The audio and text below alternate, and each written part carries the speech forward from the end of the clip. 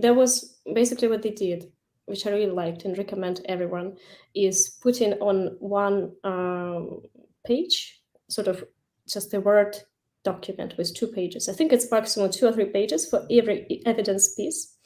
And you need about 10 pieces that prove you like cool global talent. And my lawyers took this like really ugly looking screenshots and put it together on one document to make it sort of condensed. And I think it's a cool thing to do. For instance, I had one piece which was all about study, academic achievement. So they've put there my tuning certificate, then also the fact that I did an internship at Badu in London, and even my Moscow State University diploma, which had distinction, how it's called, like top mark with honors basically, and that distinction. But it's like university in Russia, it's not in the UK, still worked. And that became a piece which has something about design, the internship I did, but largely about academic achievement.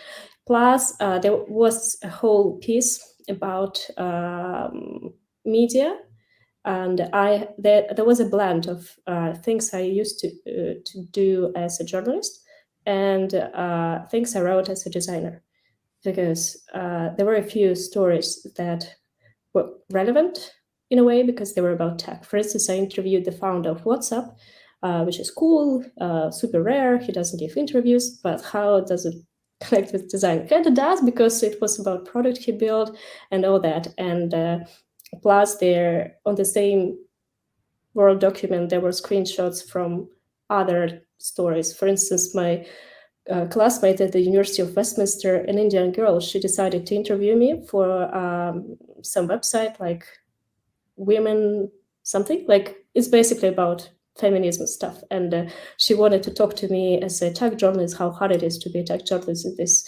male-dominated field. I was like, sure. And then this also was interesting for them, for the lawyers. And plus, there were a few things I was asked to write about design for Maze. It's a user testing tool, and they needed some comment from me. They just reached out on LinkedIn, so I gave them a comment.